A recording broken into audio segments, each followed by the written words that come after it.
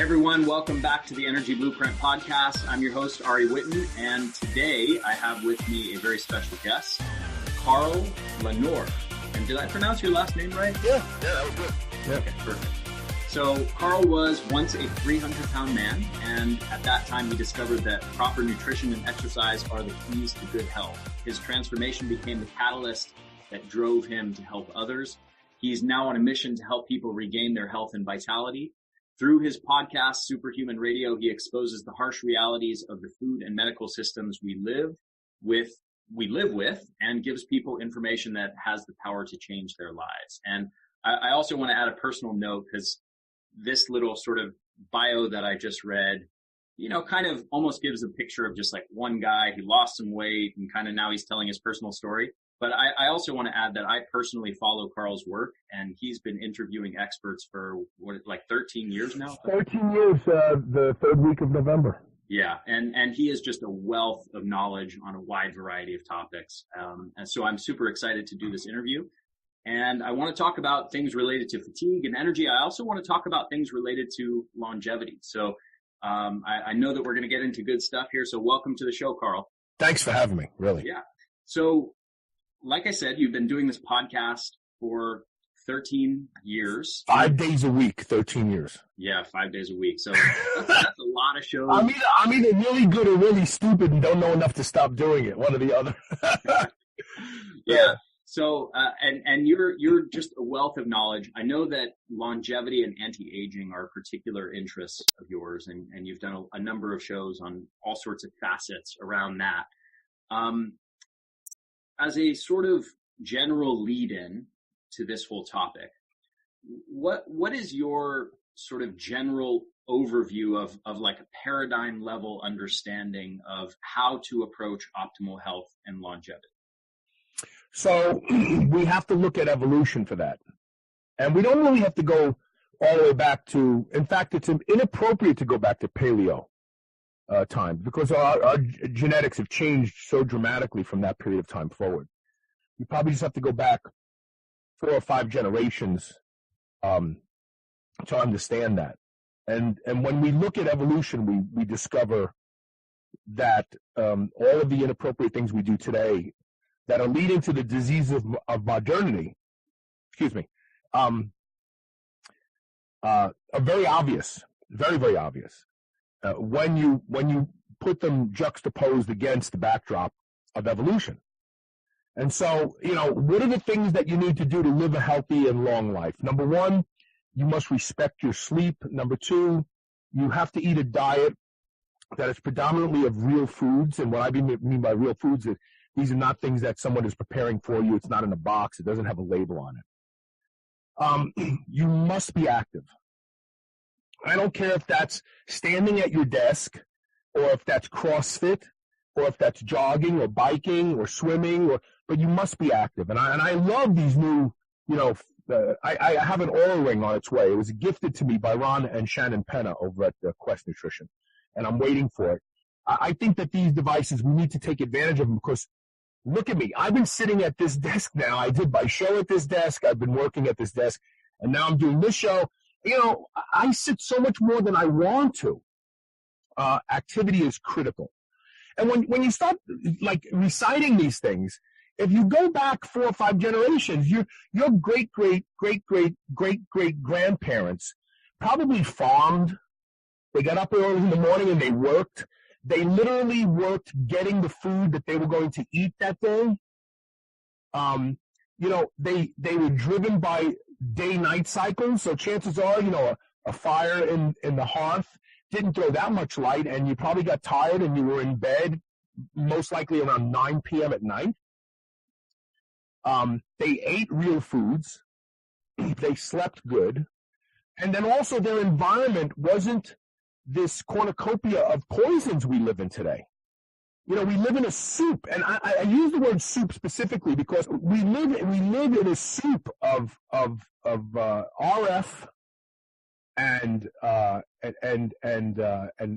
airborne materials that we're inhaling, and these are not good for us.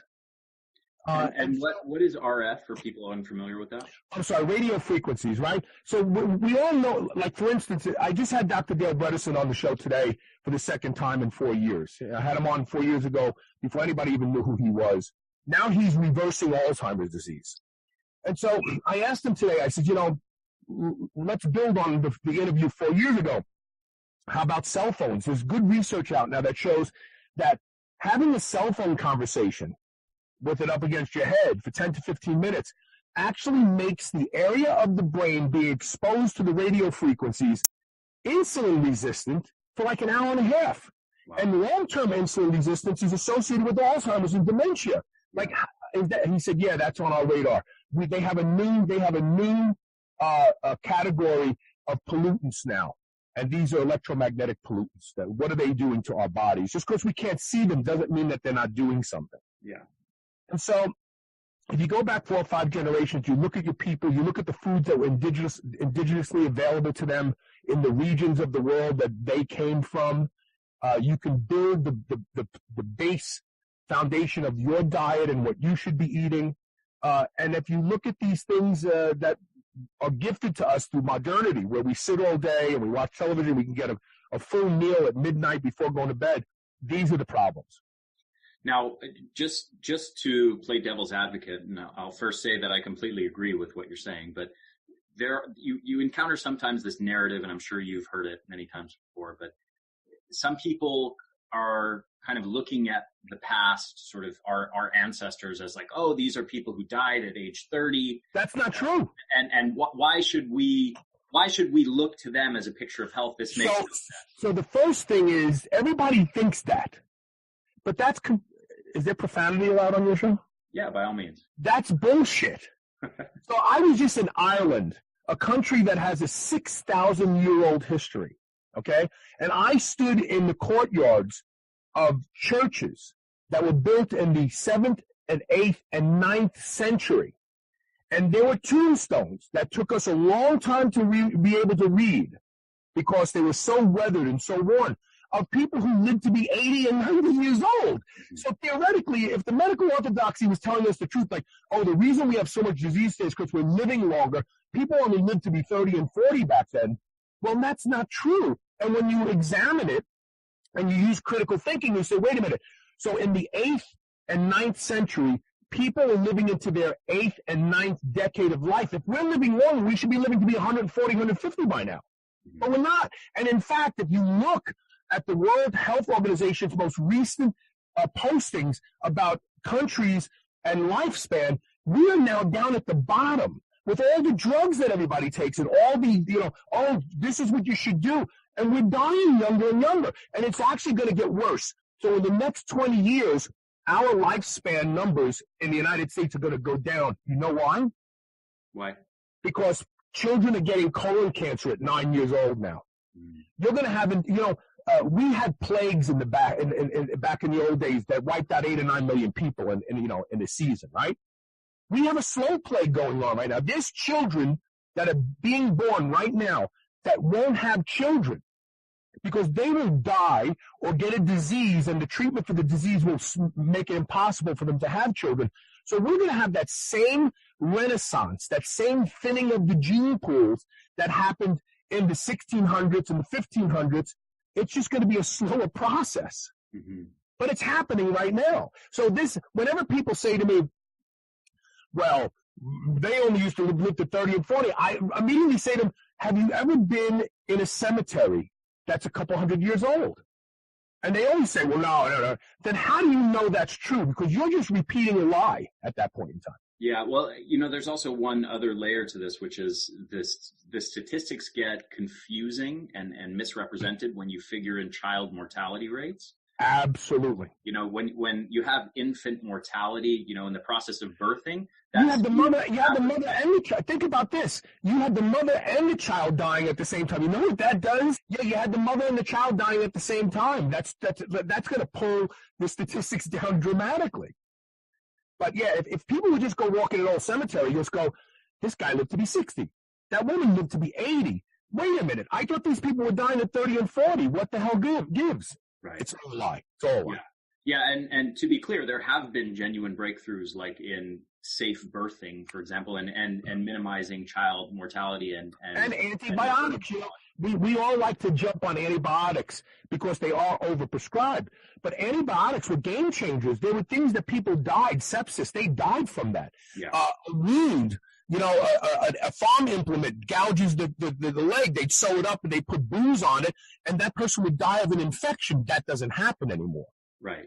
But the key point being that this narrative of we are living longer now than we used to because we're living healthier lives is completely false. It's yes. The statistics are being skewed by child mortality, maternal mortality, by sepsis, by small infections from a little wound. And really by purposeful false representation. Yeah. Medical orthodoxy, if the medical orthodoxy was really held up and said, you know, we have more people taking pharmaceutical drugs today than ever before, and yet the U.S.'s numbers are dropping, plummeting. In fact, travel abroad. If you go to the UK, they laugh at us here in the United States. They can't believe the commercials for pharmaceutical drugs that we watch and the drugs that everybody goes and walks in and takes willingly from their doctors. They can't believe it. I mean, but in the United States, what you'll hear is, oh, we're so much further ahead than anybody else. But we're not living longer than them anymore. Yeah. We're not. Yeah, absolutely. So I took a little quote from another one of your interviews that I've heard. You said something like, when you do the things that evolution has put you here to do, which is to be in the sun, to have sex, to eat good food, and to sleep well, that's 90% of the job right there. So first of all, I want to comment, I love that you put in be in the sun. I'm a huge advocate of light exposure, of sun exposure. This is something I just wrote a book on red and near infrared light therapy. And I'm very, very big on light and the effects of that on health. But I want to dig into this quote more deeply. So first of all, maybe to keep things racy, let's talk with sex. Why is sex so important in this? It's the only reason you and I are here. You know, before Maslow's hierarchy of needs and self-actualization and motivation, we are organisms, just like the amoeba. That's all we are. We may be more complex than them, but we have a job, and that job is proliferation of the species. That's it. That is number one. There is nothing else. In fact, your body will be held together. I grew up in the 60s. I did a lot of drugs. I did a lot of acid. I did a lot of really stupid stuff. But my body stayed healthy all those years. I didn't fall apart. If I did that today, I'd be dead tomorrow, right? That's because it was during my reproductive years. The body is amazing. It's resilient. It fixes everything because you need to get a couple kids out of you before you die. That's the goal. That's it. That is that's evolutionary job number one. That's it. You're not put here to be the next Mariah Carey. You're not put here to be the next Kobe Bryant. You're put here to have sex and have children. That's number one. Now, everything else you do after that, that's your own business. So when you look at the research on people and sexuality, you see the healthiest people have sex the most often. And then you start asking yourself, why is that? Oh, wait, because from an evolutionary perspective, you are fulfilling the most important job that you are here for, and you are rewarded for it. Men's prostates become literally bulletproof the more orgasms they have. The more you ejaculate in a woman, she's protected against fibroids and ovarian fibroids and uterine fibroids and all sorts of terrible problems that women develop today. You see a guy who has prostate cancer, I will guarantee you that if you can have a real conversation with him and ask him about his sex life, he'll tell you his wife shut him out 6 years ago. He hasn't had sex and he's not going to masturbate. So, and bam, he gets prostate cancer. So when you look at sex and the actual application of it, the body is rewarded when you have more sex. That's it. And there is so much good literature out there. There's so many people out there that are running with that alone. They're building healthy groups of people saying, this is all I'm focusing on. I'm just focusing on sex. That's it. So people will tell me, oh, well, there's a lot of people who live long and they don't have sex. Yeah, there's outliers. George Burns drank martinis every day and smoked cigars. He lived to be 95. But you try it and see how long you live. Yeah, you always hear, you sometimes read these stories of somebody who's, 103 years old who, swears that her secret to a long life is bacon and cigarettes or something like that. But let me tell you why that is. See, I've connected some of these dots. Mm-hmm. So if you subscribe to the telomere theory of longevity, then you have to observe stress. And stress can have a hormetic effect, absolutely. It can actually make you stronger in small doses over periods of time. Mm-hmm. But when you're under stress all the time, your body ages very, very quickly. Mm-hmm. Well, from an evolutionary perspective, one of the greatest stresses we had was finding food every day. And so the predictability of certain things in your life reduce this very important stress. And so those people, when you meet these people, they're 100 years old, they're 95 years old, you say, what do you do? Well, I go to sleep every night at 8 o'clock. I get up in the morning, I have 2 eggs and a half pound of bacon. The afternoon, I go out for a walk. And then you say, now, how long have you been doing this? And they go, as long as I can remember. The body loves routine. The body loves predictability. The body will even allow you to do things that are counterproductive to your health if it creates that level of predictability that the body lowers stress. It's like, I expect to have that beer at 12 o'clock. I have that beer every day at 12 o'clock. Mm-hmm. So what you're saying is sort of these, chronic but intermittent, unexpected stressors that overwhelm the system are what are creating damage, but these sort of predictable routine stressors tend not to create damage? And there's studies out there that show that binge drinkers, right? Oh, I don't drink at all, but then one night a month I go out and I get friggin' hammered, right? They see a lot more metabolic damage than the same person consuming the same volume of alcohol, but they do it in 1 glass of wine a night. Mm-hmm. And it's like, oh my God, that's actually improving that person's health and longevity. And this guy doesn't drink all month, but then one night he goes out and he just drinks a bottle of tequila and he catches up. And he's the guy that ends up with the heart attack. This is an interesting thought, but exercise is sort of a classic hormetic stressor that is associated with all a mountain of thousands of studies showing health benefits and protection from various diseases.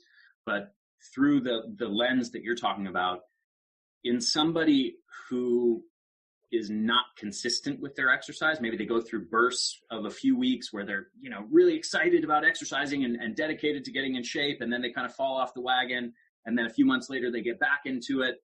Could you almost make an argument that those people might be doing damage? They're the ones that have heart attacks, right? I have a friend whose father brags to me all the time that he's never exercised. That he's very, very overweight. He's very sick. But he has friends that exercised and they died before him. And I think about it and I think to myself, well, what are you calling exercise? And what a lot of people do is, they're weekend warriors. Saturday and Sunday, they go and they train, and Monday through Friday, they crap on themselves. Mm. And that's the person who ends up having the stroke and the heart attack. And then people go, well, he always exercises. No, he didn't always exercise. And you see, exercise is different. And I'll tell you why. Because we've had to manufacture an artificial way to be active. We have to call it exercise. Mm. Because 200 years ago, 300 years ago, you and I, we would have been out in the fields day and night. We would have been hunting. We would have been managing our cabins. We would have been patching holes. We would have got up in the morning and got going, and we wouldn't have gotten done until it got dark out. We couldn't work anymore. We would have come in, and you only slept in your house. I actually saw Lincoln's cabin. Mm. And 4 people were able to sleep in there, but they didn't live in there. In the morning when you woke up, you got out. There was no room to be in there.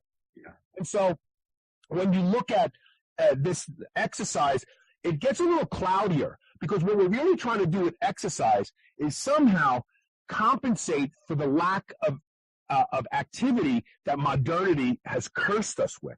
Mm-hmm. And so, exercise, exercise that can hurt you. You train too hard, you overtrain, you stay in that zone too long, you're gonna end up getting sick.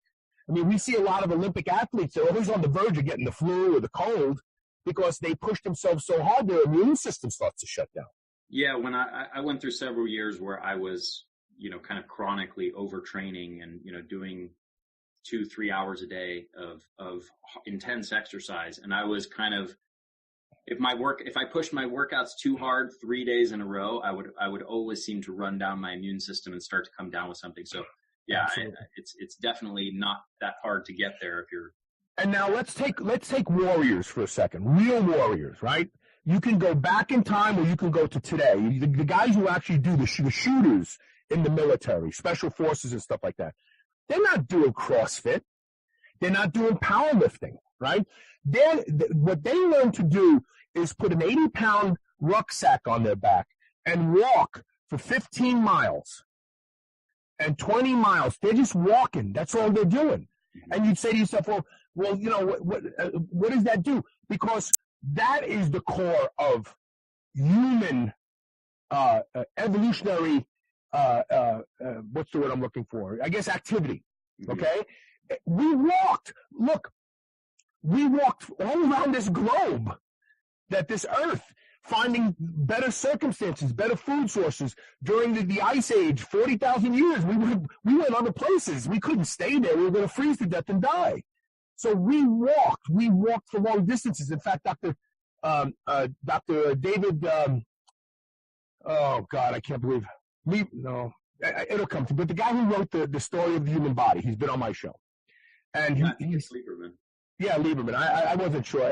Like I've done so many shows, sometimes the names kind of get even jumbled up for me. But he said one of the greatest evolutionary things that we did was standing on two legs, ambulating on two legs. It changed the design of our hips, our legs, our feet. It changed everything. But once we were able to stand up and walk, that was a game changer for us because we could go long distance. We could walk further than any of the. In fact, early hunting was called persistence hunting because what they did is a group of guys followed an antelope until it got tired of running and it laid down under a tree because it was sweating. It was tired, and then when we stick a spear in it and they'd eat it. That would be it. Yeah. So the core of activity is walking, but no one walks anymore. And in fact, lower back problems, lumbar back problems can be cured by walking. Yeah. And what is the number one problem people have in their back today? Lumbar back problems. Everybody. Why? Nobody walks anymore. Yeah, it's because we're stuck sitting at a desk for 8 hours a day instead of walking around for 8 hours a day. So, just to kind of encapsulate in maybe different words what you were getting at there, what you're saying is exercise is kind of an odd modern invention that we're trying to sort of take our ancestral lifestyle where we might have spent 10 hours a day outdoors moving our bodies, doing maybe a moderate level of physical activity for most of that time, or even a light level of physical activity. And we're trying to then, now in the modern world, sit around all day and then encapsulate our workouts in half an hour or an hour workout. Yeah, condense it into an hour workout. Yeah. And don't get me wrong, it has value. Yeah. Training for an hour intensely is a good idea if you're going to relax a little bit and sit around at a desk. But it's not going to do the same thing as being active all day long. It's just not. Now, a quick follow-up on that question. What are your thoughts on super intense exercise? Is that something, in the context of longevity and anti-aging, is that something that you feel is maybe overdone and overemphasized and maybe people should be pushing back to more moderate and light physical activity? Or, kind of what's your take on intense physical? I think we do have to oscillate that. I'm a huge proponent of very intense exercise. In fact, I'm always pushing further. I'm always pushing further. Progression is the key as far as I'm concerned. But you do have to balance that with time out of the gym or recovery type workouts. You absolutely have to. Because otherwise you're not going to progress. You're going to regress. Yeah. You're not going to make the progress you want. Yeah. I do think that intensity is a very subjective thing, right? There's a lot of people out there that just doing, I don't know, farmers walks with 50-pound dumbbells in each hand. It's like killing them. Yeah. And so it's very individual. It's very subjective. But I think that people should always be trying to get a little bit more done in whatever they're doing. There should be progress. If for no other reason, because as you age, you automatically lose muscle. You automatically lose strength. You automatically lose brain synapses. You automatically lose these things. And I usually like to use the analogy of a house. So you invest, you buy a house, and you live in it for 30 years. And you never really upgrade it. But when something breaks, you fix it. So the door handles break, you just put new screws in them. And then 30 years later, you look at the house, you go, holy crap, this house is literally falling apart. Mm-hmm. Because it takes upgrades in order to maintain. Because the natural process is erosion. And so if you're not overbuilding and supercompensating, the net is always losing. And you need to at least stay status quo. In order to stay status quo, you have to push past that because it's always eroding. Mm-hmm. And so I'm 60 years old now. I have a surgery set up in 3 weeks. I really messed up my left foot, and it's cost me a lot of lower body strength. I will get it back. But I'm getting stronger in upper body movements that I didn't think I could get any stronger in.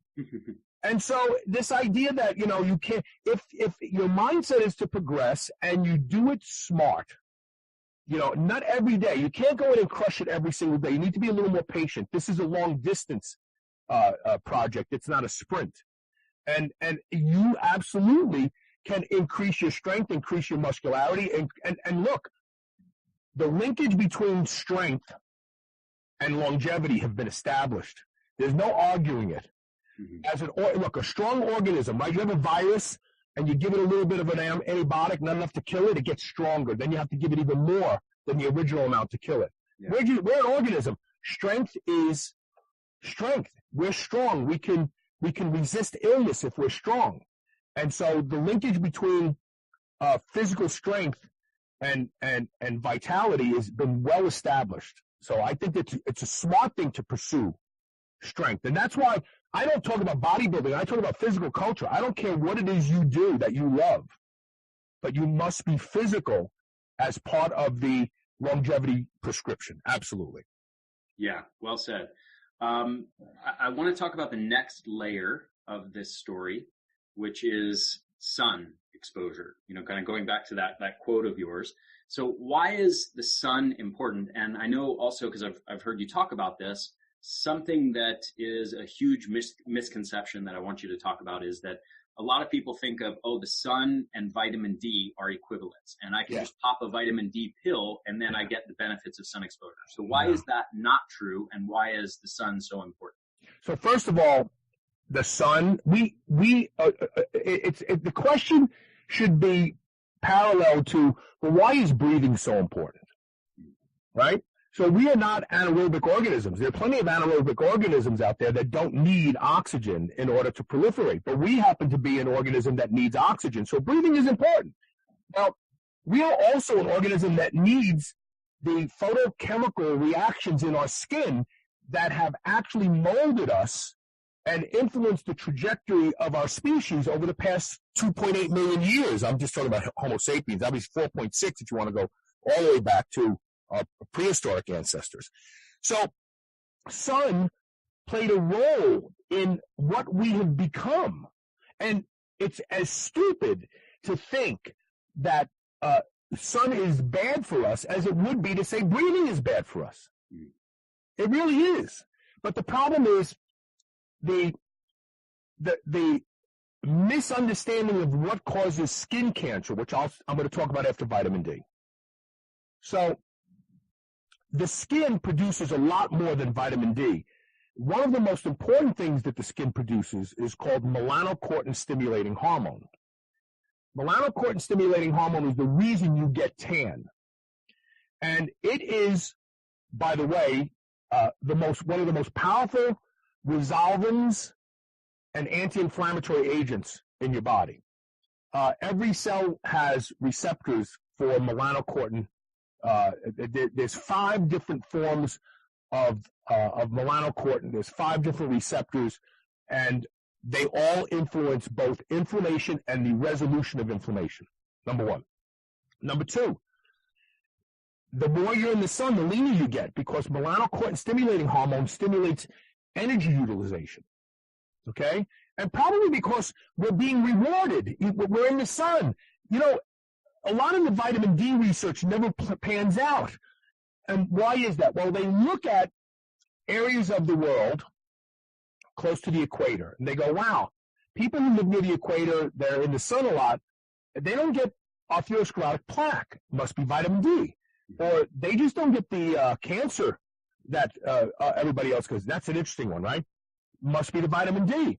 No, it's the melanocortin system that is actually responsible for that. And the other layer there is also, you look at people with these conditions here in the West with, let's say, obesity or diabetes or they're not outside, and you will see vitamin D deficiency. So then you say, right. it must be the vitamin D. Yes, but the vitamin D is corollary, not causative. Mm-hmm. Because if you're in the sun, you're going to be producing more vitamin D. And if you're in the sun, you're probably more active. And here we come back to the whole activity thing again. Mm-hmm. Which is kind of intermeshed in all of this. Yeah. But so without looking at the melanocortin system as part of the apparatus here for optimal health, we get rolled into this idea that if I just take 10,000 IUs of vitamin D a day, I'm doing the same thing. No, you're not. You're just not. And the other problem is that dermatologists keep telling people stay out of the sun. It's just so stupid. Like, so I want to ask a dermatologist, any dermatologist that's listening to this show, if sun equals skin cancer, number one, why doesn't everybody who stays in the sun get skin cancer? Look how dark I am. I mean, I love the sun. I can't lay in it now. It's cold, but this tan is left over from the summer. Why don't I get skin cancer? If when you say, oh, the sun causes skin cancer, well, I can tell you that matches can burn. Every single time I light a match and hold it to your arm, you will get burned. Not sometimes, all the time. Well, if the sun causes skin cancer, then why are there some people who can lay in the sun and don't get skin cancer? And then they sloughed it off. Well, it's genetic. Well, let's look at this for a second, if it's really genetic. Twin studies show that it's not genetic, because you can have twins that both go in the sun and they don't both get skin cancer. One does. So wait a minute, they have the same genes. So that goes out the window. So then you say, well, what else could it be? The one thing they never talk about, and it's because it's not in their wheelhouse, they can't sell you a cream or a drug, is diet. Mm-hmm. So let's look at this for a second. Everybody knows that what you eat gets into your skin. If you take beta carotene, your skin will actually start to change colors if you take a lot of it. If you eat 100 carrots a day, you'll start to turn orange.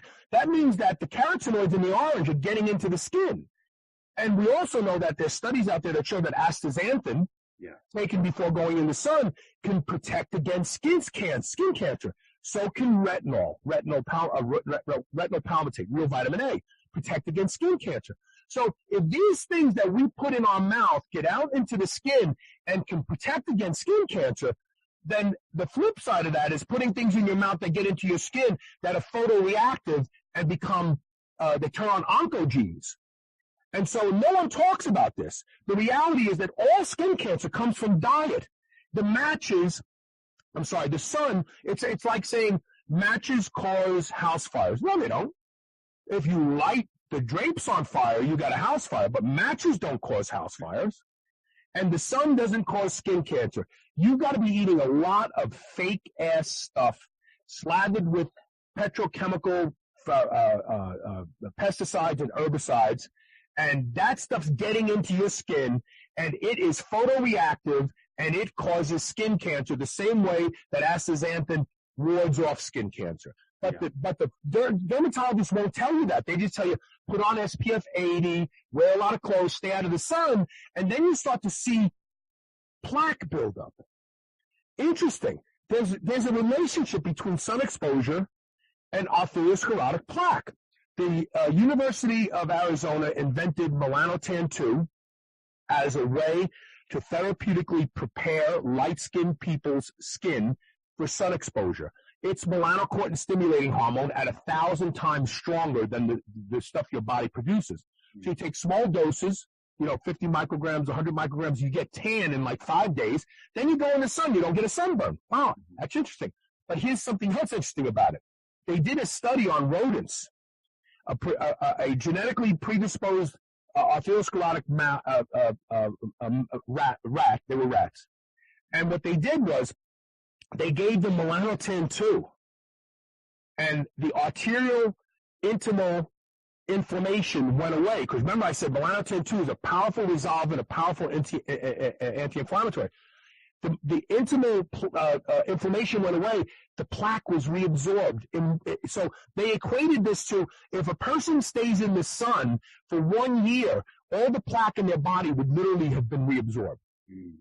So when you start to look at these things, and then the real kicker is there's not a higher degree of skin cancer near the equator. How could that be? Yeah. If the sun causes skin cancer, and all these people who live by the equator are in the sun all the time, then they should have skin cancer times 5 from what we have. They don't. Well, there's it's funny, my mind is overflowing with ideas here. I want to interject here, but just to follow up on your last point there's also research comparing outdoor workers with indoor office workers in terms of rates of skin cancer. One of the things that is sort of an obvious thing you'd expect to find if the sun causes skin cancer is the people who are outdoors with their skin exposed to the sun for hours and hours and hours every day for years or decades should have far higher rates of skin cancer than indoor office workers. Yes. They don't. They actually have lower rates. So going back to kind of connecting the dots with what we were talking about earlier with hormesis and sort of this infrequency and lack of predictability of the hormetic stress,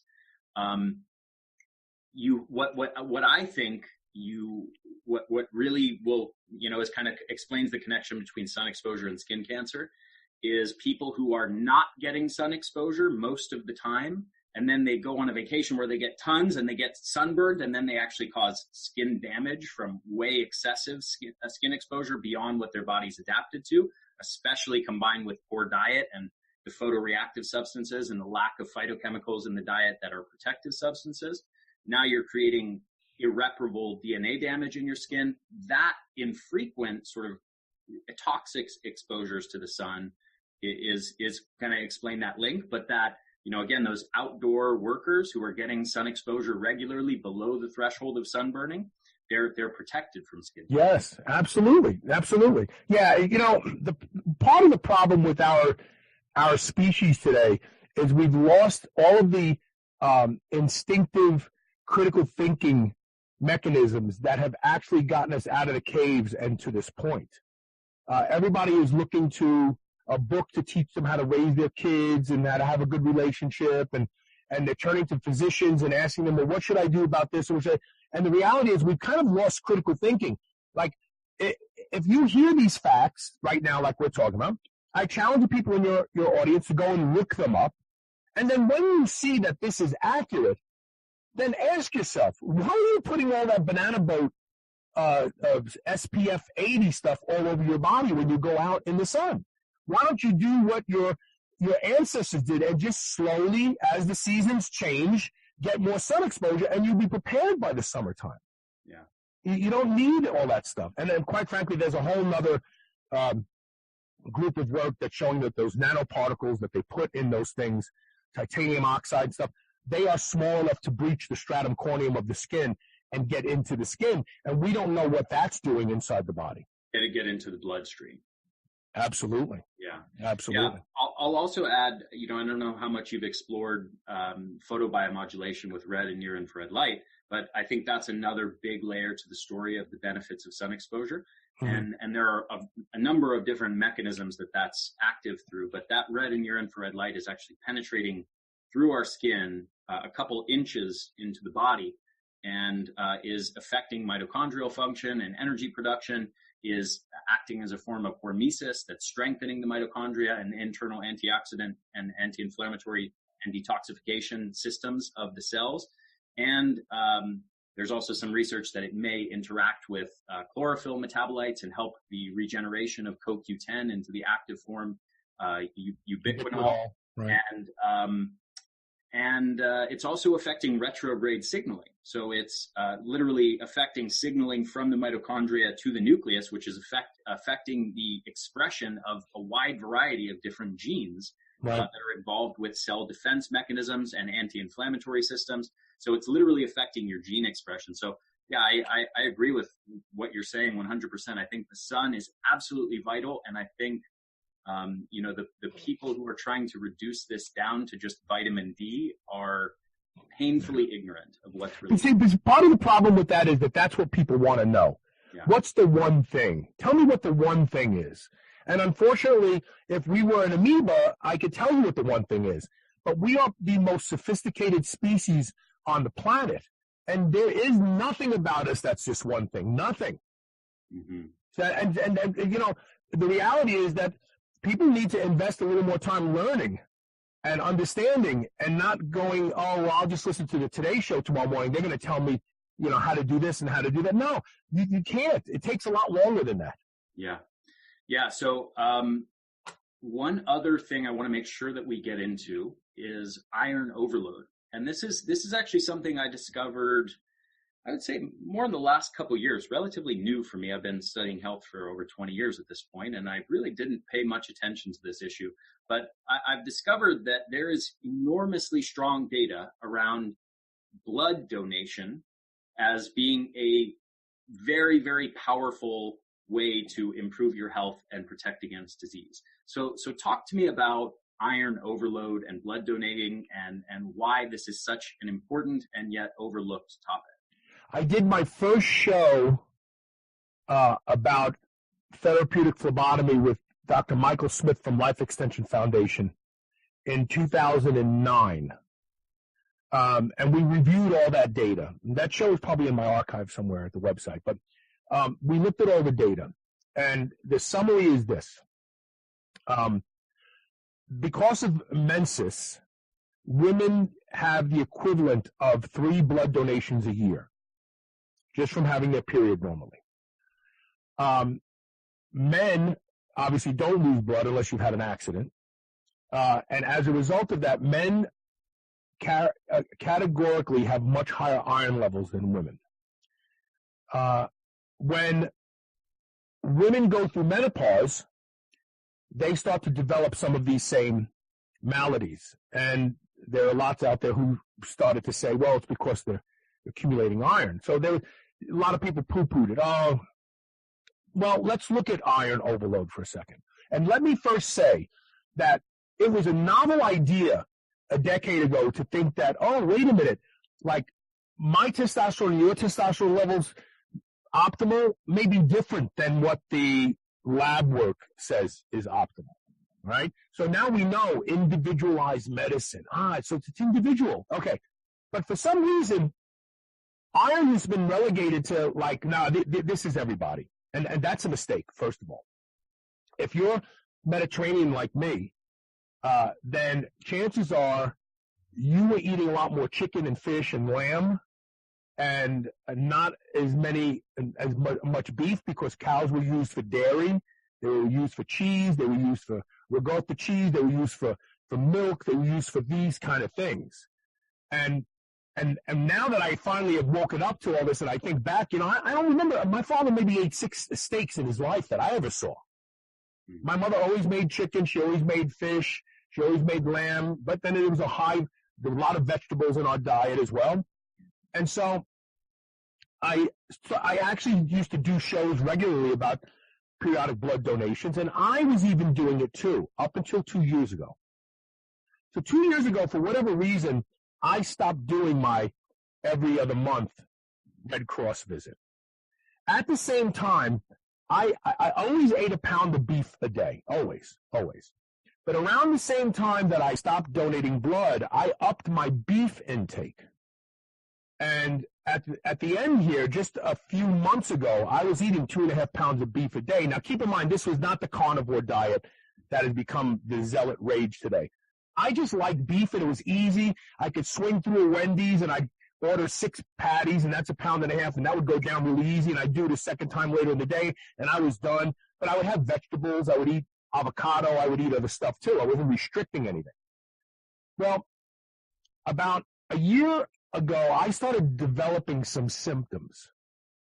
And these symptoms were what we expect old guys like me to develop, right? Stiffness in the muscles. My muscles started getting really stiff. I started to develop polyneuropathy, right? And I have stellar, like my fasting blood sugar is 67 in the morning. My HbA1c was 3 point something just recently. So I have like stellar blood sugar management. Why am are my feet getting numb? Why are my hands getting numb? Oh, maybe I'm a bad methylator. Well, we looked at that, B12 and folate. No problem. I mean, I got plenty of it in my bloodstream, and I'm a methylator, and everything is working great. It started getting worse. By the time it was all the way up to my thighs, I got it in my back. My face gets numb sometimes. I'm like, man, is this old age for me? Okay. My sleep started to suck really bad. I started to wake up in the morning with brain fog. Random pains in the joints. I never had joint pain. Never, ever. All of a sudden, my knees hurt, my hips hurt. And, when your hips hurt, it's in your groin. It's not out here by your butt. I know what, hip pain is. So I start connecting some dots, and I have a concierge relationship with my doctor, and I text him, and I say, I think I need to have my ferritin and my TIBC checked. TIBC is direct iron. It's not enough to just check ferritin, by the way. Because if you take high doses of vitamin C, which I do, your body will manufacture ferritin even without additional iron. See, ferritin is just a protein. It's not iron. It's a protein that's designed to bind to iron and carry it around and get it stored. But there's plenty of ferritin in your body that doesn't have any iron bonded to it. So checking ferritin alone is a mistake. You have to check direct iron as well. So when we looked at my blood work, he's like, yeah, man, you're high. Like, I think the high end for ferritin is supposed to be 200 and something. And I was like 800 and something. Wow. So I am now doing therapeutic phlebotomy again, but I'm doing a little accelerated. I'm doing every other week right now, getting blood work done after that. And it's coming down. And these symptoms are starting to go away. So most people would have said to themselves, this is just, you're 60. What do you expect? Your muscles are going to get stiff. You can't, you can't get around that. You can't. And then I started to think, how many people on this planet have these symptoms and their doctors never, ever think, I wonder if it's iron. So today, Dr. Dale Bredesen was on my show, and I thought to ask him. I said, Dr. Bredesen, I recently had this experience with iron. I do believe that people can be within range but still experience iron overload, because I think there are people who are more sensitive to it than others. I says, does it play a role in Alzheimer's? He said, yes. The research shows that iron causes inflammation in the brain. Iron is like the most inflammatory thing you can have in your body. It actually makes red blood cells burst. My spleen numbers are through the roof because my spleen is trying to get all these damaged red blood cells out as quickly as possible. It's overworked. It's like, I can't handle this. Stop sending me more bad red blood cells. My hematocrit is through the roof. My blood viscosity is through the roof. And he said, absolutely, that we have found a link between iron and the development of certain types of dementia. So when you look at all the people in the world their doctors do CBCs, it doesn't include ferritin or direct iron. What if these people could just donate blood 4 times a year and extend their lives, but more importantly, have their health spans emulate their lifespans, not be, oh, my muscles hurt, I can't stand up, I don't want to do anything anymore, I don't sleep well, I've got all these problems, and just write it off to being older. So I am really trying to get more people to have your iron tested and your ferritin, and then undergo therapeutic phlebotomy and get your iron and your ferritin down as low as you can before you start losing energy and feeling bad. And then just go up a little bit and keep it there by donating blood every 2 months. Keep it there. Because I predict years from now, if people do this, their outcomes will be much better. And when you talk about energy, I mean, you have, when you one of the hallmarks of iron overload is chronic fatigue. Has anyone ever looked at a fibromyalgia patient and said, let's check your iron? No. So I think iron is a real opportunity for those of us who are thinking and we have our eyes open to actually grab a hold of a couple extra years in our lives and also improve how we feel living those years as well. Yeah, well said. I do have one question on this, which is kind of going back to my very first question to you on paradigm, looking at things from an evolutionary perspective. How do we interpret blood donating in light of an evolutionary perspective? Like, how does this make sense? Is it that we're eating too much meat nowadays, and so we're getting way too much iron than we're actually designed to cope with? That's just part of it. So let me tell you the perfect storm I created. I take 20,000 IUs of vitamin A a day. That increases absorption of even plant-based iron. Okay? I take 3 grams of liposomal vitamin C today. That increases the production of ferritin. I'm on my testosterone levels because my liver isn't clearing it fast enough, and I am on a high dose, was 3,000. My DHT levels were 740 something. My DHEA levels were 700. So I between high testosterone levels, eating 2.5 pounds of beef a day, and taking artificial supplements. I'm taking. We wouldn't have gotten 20,000 IUs of vitamin A, a 500,000 years ago unless we ate a polar bear liver. So the reality is that I created a perfect storm for absorption and storage of iron in my body. Those things wouldn't be even available to us, 1,000 years ago, 500 years, even 300 years ago. And then, yes, I really think, like, when you look at the Mediterranean diet, there's not a lot of red meat in it. There's just not. There's lots of cheese, and there's lots of fish, and there's lots of lamb, and there's lots of pork, and there's lots of chicken, but there's not a lot of beef in the Mediterranean diet. In fact, I'm full-blown Italian. The only time my grandmother made beef was Christmas time. She had made a big bowl of meat sauce that had braciole in it and sausage and all that sort of stuff. I don't remember my grandmother ever making beef, ever making like a roast beef or nothing like that. Mm-hmm. So I think it's accumulation of several things. And some of them are artificial. Me supplementing with testosterone, they wouldn't have done that back in the day. So yeah, interesting. So are there any other keys? I feel like there's. Wait a minute, Ari, I want to say one other thing. Yeah. So when we use evolution as an indicator of what's appropriate for us, we have to understand that not everything that our ancestors did led to longer lives. We don't know what the potential effects of high iron loads on, let's say, a group of prehistoric individuals who only had access to, pick some animals and ate a lot of them all the time. We don't know that they fared better than another group that had a different diet. There's this, I want to be careful when I talk to people about using evolution as a backdrop to look for answers. I want people to remember that it all wasn't, gold and glory for them, right? A lot of them got sick and died for things that we know now you don't do. Right. So I just wanted to throw that in there, that we don't know. A lot of them could have developed diseases related to iron overload, but we want to be smarter today. Yeah, absolutely. One follow-up question I have to this, and then a follow-up to that follow-up. I would love your thoughts on the carnivore diet, which you mentioned in passing earlier, which is becoming more popular now, and also your thoughts on long-term keto diet.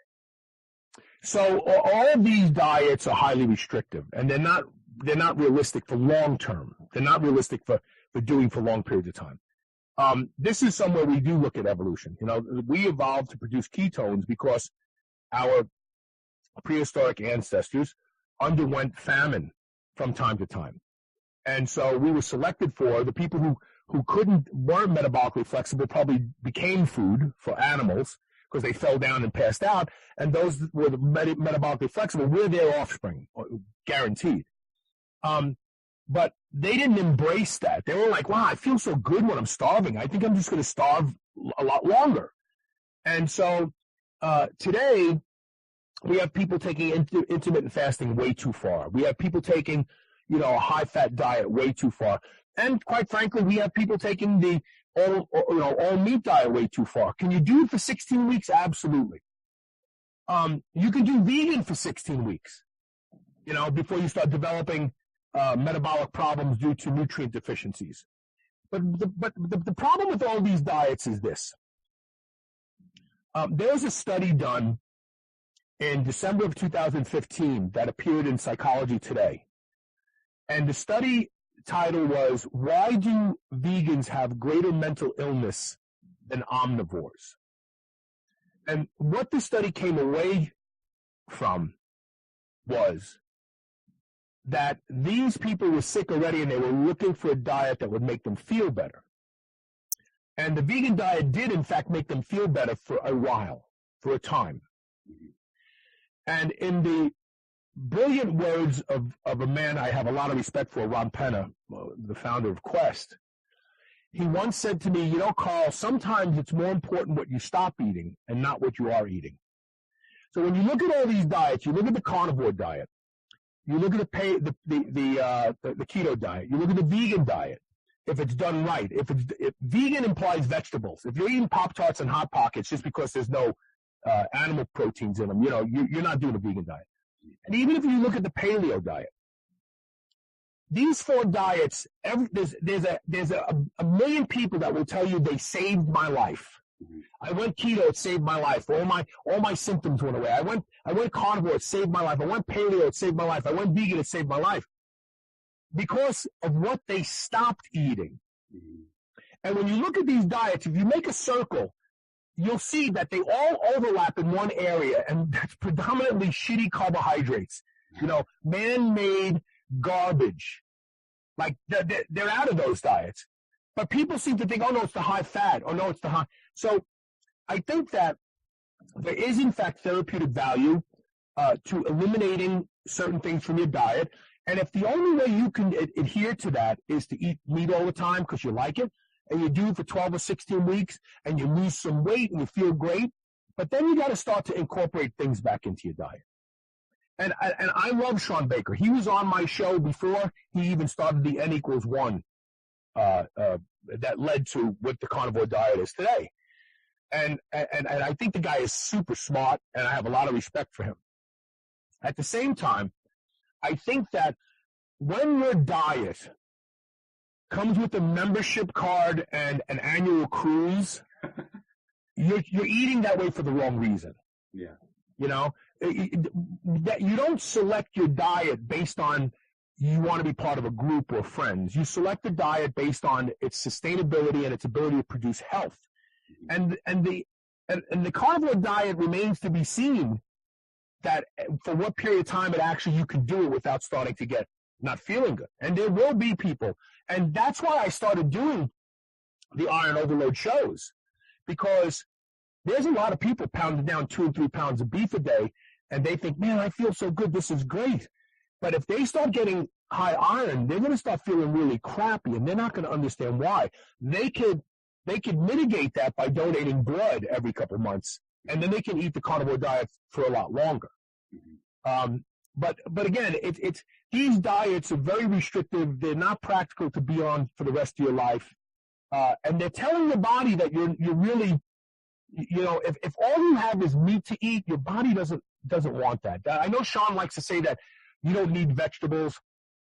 Where I do agree with him is I think our love affair with fiber is misguided. I think it's part of the reason for all the distended stomachs we see today. We're actually starting to look like Australopithecus robustus again. Australopithecus robustus was the last of our ancestors that was vegan.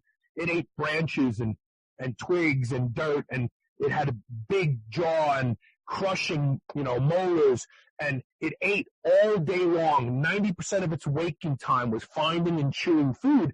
And as a result of that, they had these huge distended stomachs. And I think that when we look at people's guts today, we see a lot of people that have these really barrel-shaped bodies where their stomachs are just distended. And they're lean. Their arms are lean. Their legs are lean. But they have this big gut. And I'm starting to think that the overconsumption of fiber may be part of the problem. But with that being said, some fiber is okay. You know, the fiber you get in a dish of spinach, that's okay. And I think that those things are really important for the diet, because in ancestral times, we were creatures of opportunity. We would eat anything. If we came upon beehives, we ate honey for 2 days. We didn't go, wow, this honey diet is good. I think I'll eat this for the rest of my life. You know, we went on and then we found a deer and we killed it. We ate that for a couple of days, and that's more appropriate for humans. Yeah, absolutely. What about long-term keto, which, you know, arguably we talked about all meat and the carnivore diet. That's I would say a very niche thing. That's a very small fraction of people, relatively speaking, that are doing that. Even though it's becoming more popular, but keto is already sort of in full swing. There are millions of people going keto, and there are a number of people, you know, health gurus out there promoting it as it's, you know, the greatest diet ever, and everybody should be eating this way, and our ancestors were all keto, and that sort of thing. So I love when they say babies are born keto. Not by their choice, you know.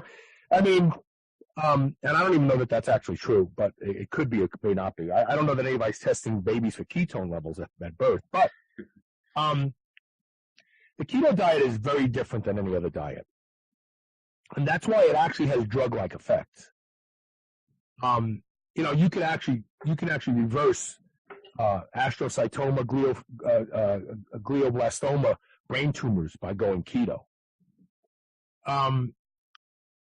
The keto diet is unique because even like people will say, yeah, but I'm eating 3,000 calories a day of fat and bacon.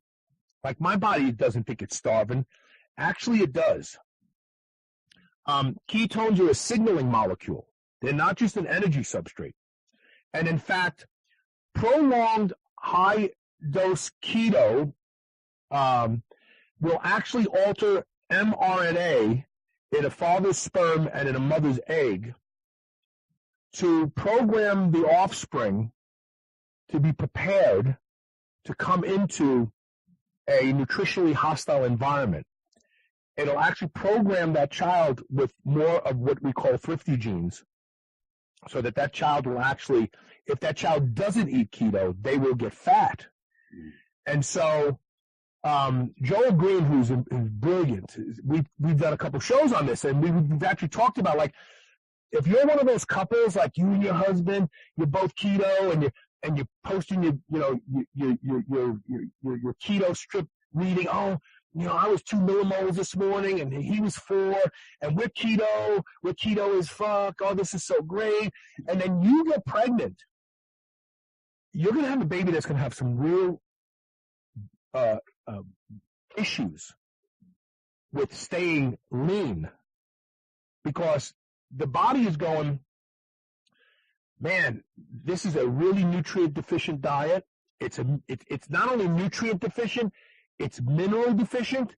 Like the place that these two people picked to live apparently must really suck for food, and their diet is really not the kind of diet that you want to raise a child on. So we have to alter the machinery so that their offspring is prepared to live in this nutritionally hostile environment. And there's studies that show that high level of blood ketones change mRNA and in mothers, in men and women, to encode what is called transgenerational. Joel, I wish Joel was here right now, but it's basically, you are passing on to your child that you are making the probability that food will not be abundant for you. So you're going to have to turn everything into fat that you can. Mm-hmm. Interesting. Nutritional inheritance, it's called. Nutritional inheritance. Yeah. Generational nutritional inheritance. Interesting. So do you think that there's any positive role for the keto diet to have in, for short-term uses? Absolutely. And short term, do it for 12 weeks. Don't get pregnant while you're doing it. Mm-hmm. Don't. Do it for 12 weeks. Lose a bunch of fat. And then switch it. And let's also be clear about something else, Avi.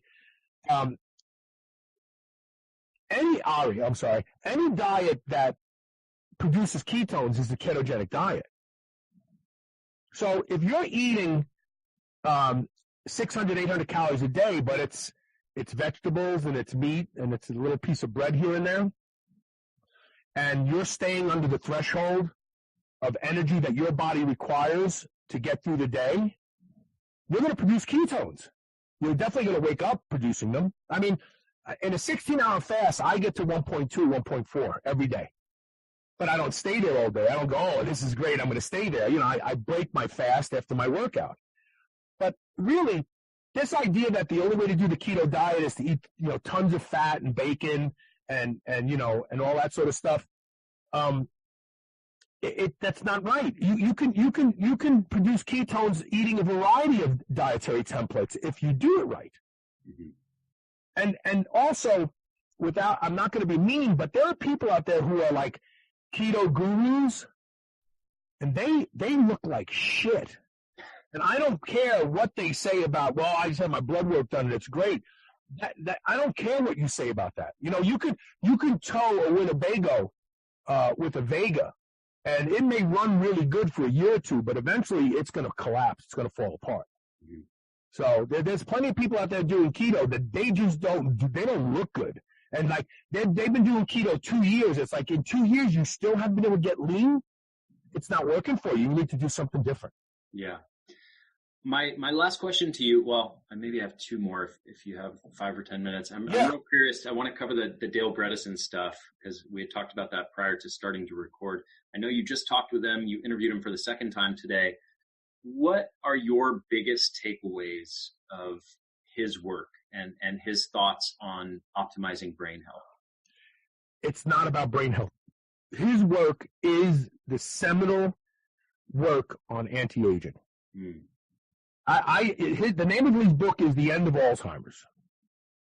But everybody should read the book because the template that he lays out to actually reverse Alzheimer's disease, he's doing it. You'll see on TV tonight something that, there's no cure for Alzheimer's, but Aricept, BS. Yeah. There is a way to reverse Alzheimer's. It's not in a pill.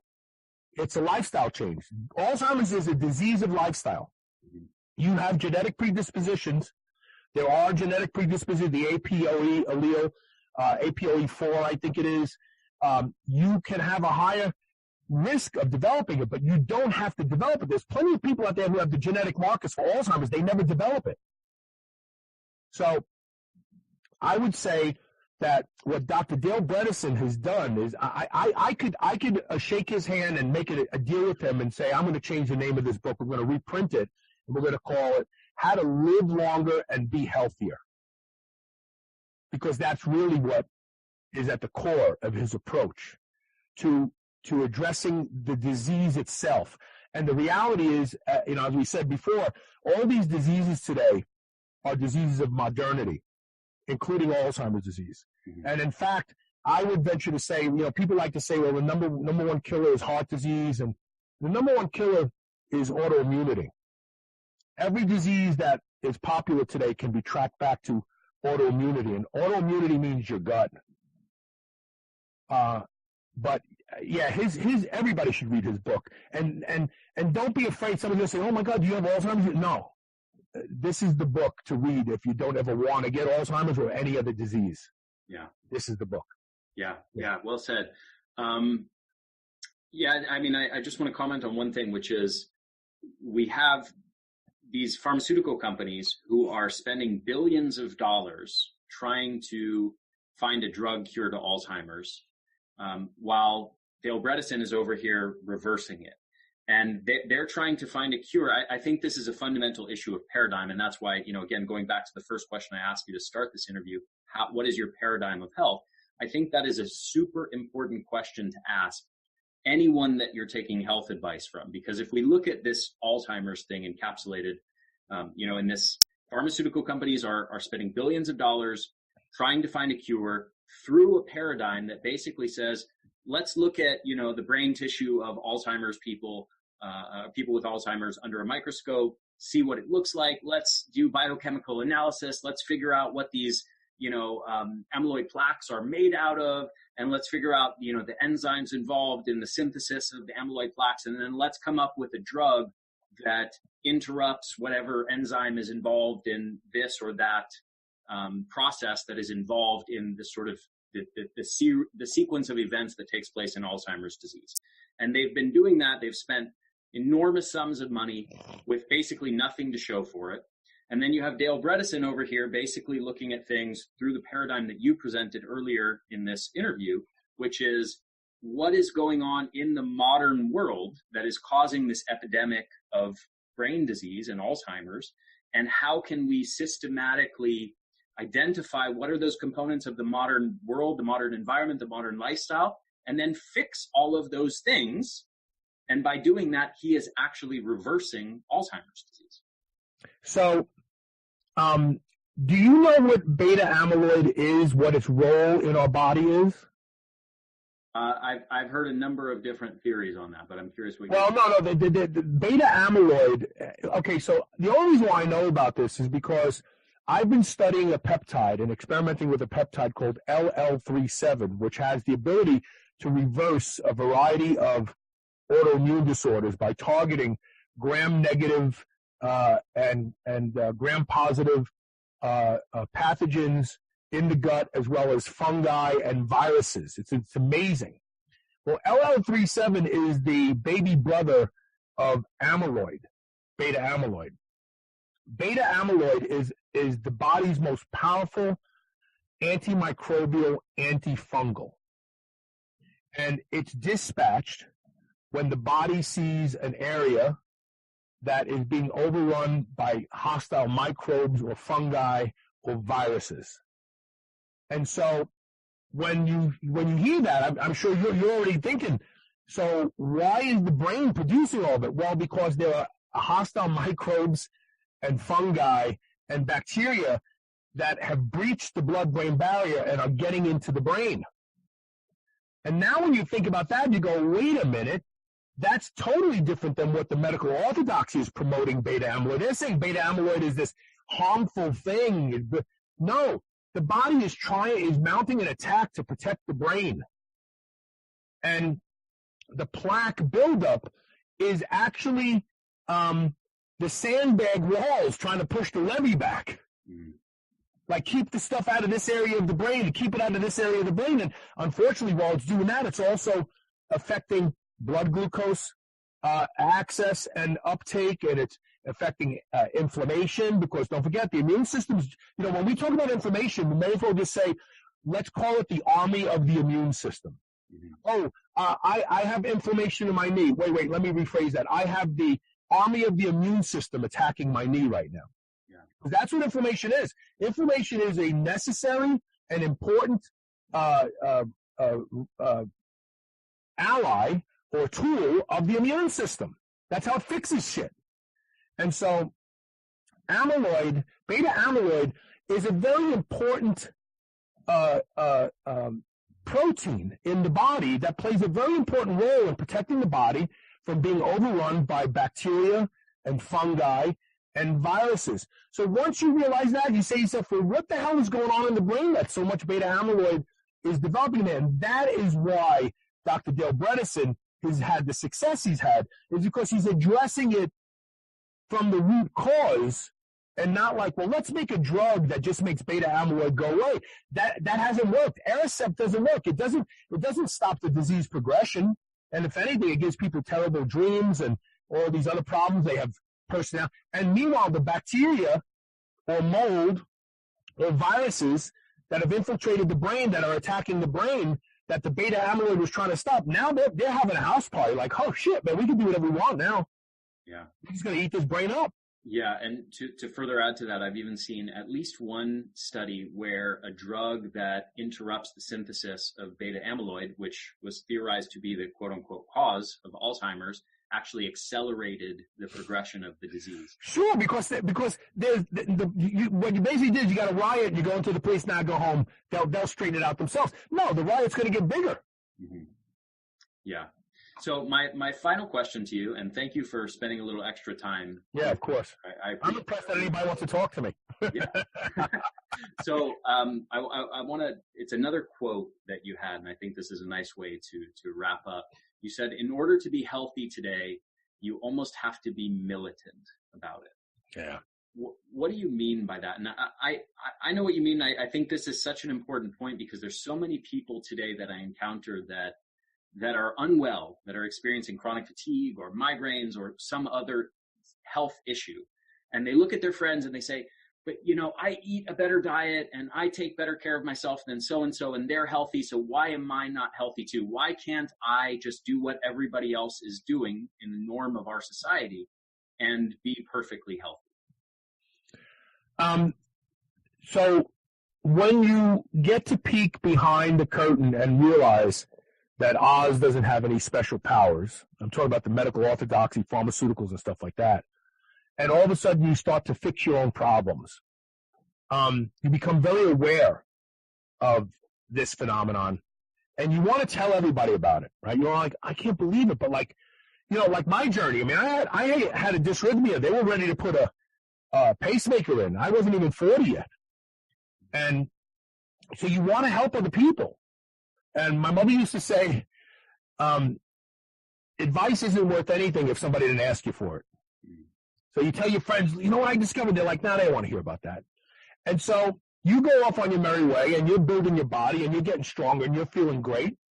And then people will start saying things to you like, gee, I hope you don't get any skinnier. Well, I'm not skinny. I'm lean. I'm actually 232 pounds. It's just a lot of muscle. Or,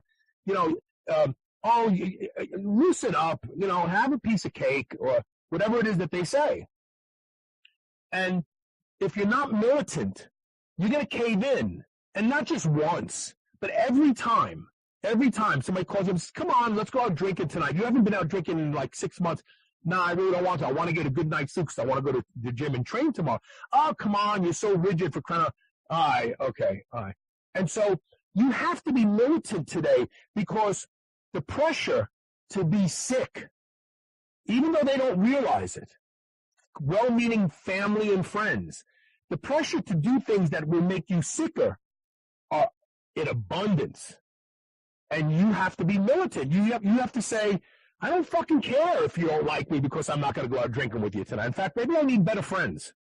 And the reality is that's why people like us end up finding people who like the same things that we like. And we try to surround ourselves with those people because now we have a fortress of people who like the same things and think the same things, and we don't have to fight. And we don't have to be, I wouldn't have to be militant with you. We went out to dinner and I said, I'm just going to have a piece of salmon and some broccoli and no dessert. And you'd be like, why not dessert? Come on. You would be like, yeah, I think I'll have the same thing. So you have to be militant today because the large majority of Americans, and probably Europeans as well, but not as bad as here in America, they're just plain out stupid. They're actually like I refer to type 2 diabetes as acquired diabetes. I've been doing this for like 8 years now because you have to give yourself type 2 diabetes. You have to do all the stupid things that you have to do, and you have to do them for years to give yourself type 2 diabetes. And when you look at the number of people who have type 2 diabetes, you realize, oh my God, the population is lost. They don't have a clue. So you have to be militant. You have to push back. I remember, my militancy led to my divorce. I wanted to live. I didn't want to eat that crap food anymore. I didn't want to eat, so when I discovered the importance of sleep 20 years ago, I used to put eye covers on and earplugs in my ears, and the kids used to laugh and say, oh, Dad's in his apartment. Because I would go to bed at 9 p.m. I didn't care. And that's militant. My ex-wife would say to me, but the kids need to go to bed. I say the kids need to go to bed when I go to bed. not when you go to bed. If you want them to go to bed later, then you put them to bed. I want to go to bed now. Let's put them to bed now. Oh, it's too early to put them to bed. Okay, good night. And I put my earplugs in, my eye covers on, and I go to bed. And it's probably a lot of people in the audience going, well, you're an asshole. No, I was on the verge of dying. I was saving my own life. And I had to be militant about that. Because had I not done what I did, I would have a pacemaker. And who knows, maybe I'd be dead by now, 60. Maybe I would have died at 60. But those same things are at work in somebody who is not in that dire of a situation, who is not obese and suffering from serious health problems. They're at work in all of us all the time. And those decisions, in your case, were saving your life. In the case of people who are younger and not suffering those severe health problems, they are also saving your life. They're just doing it in a really slow, progressive way that's much harder to see. Yeah, it's harder to observe. Absolutely. Absolutely. Yeah. Yeah. Well, Carl, thank you so much for this interview. Thank you for the extra time. I've really, really enjoyed this discussion, and I know we're just scratching the surface of your knowledge. I think a podcast part 2 and part 3, maybe a part 4 is in order at some point. I'm happy to do it. I'm happy to do it. Thank you for having me on. Yeah, it's been a pleasure, and I know I'm going to be coming on your podcast in the near future as well. Yes. So, yeah, very much looking forward to that, and great to connect with you in person after listening to your show for many years. So thank you so much. And then where can people follow your work? Superhumanradio.net. Okay. Superhumanradio.net. We have an archive. Our RSS feed has about 500 shows in it. You can find us on iTunes, on Stitcher, on iHeartMedia. I'm trying to think what other podcast aggregators, and then of course at the website superhumanradio.net. Yeah, and for everyone listening, I highly recommend listening to it and subscribing to it. I listen to episodes from it all the time. It's one of my favorite health podcasts that's out there. So thank you again, Carl, and enjoy the rest of your day. Thank you, Ari. Hey there, this is Ari again. One more quick thing before you go. Just make sure to subscribe to our YouTube channel, The Energy Blueprint, and also make sure to subscribe to this podcast on your favorite podcast platform, whether that's iTunes or Stitcher or anything else. I hope you guys enjoyed this interview, and I will see you again next week.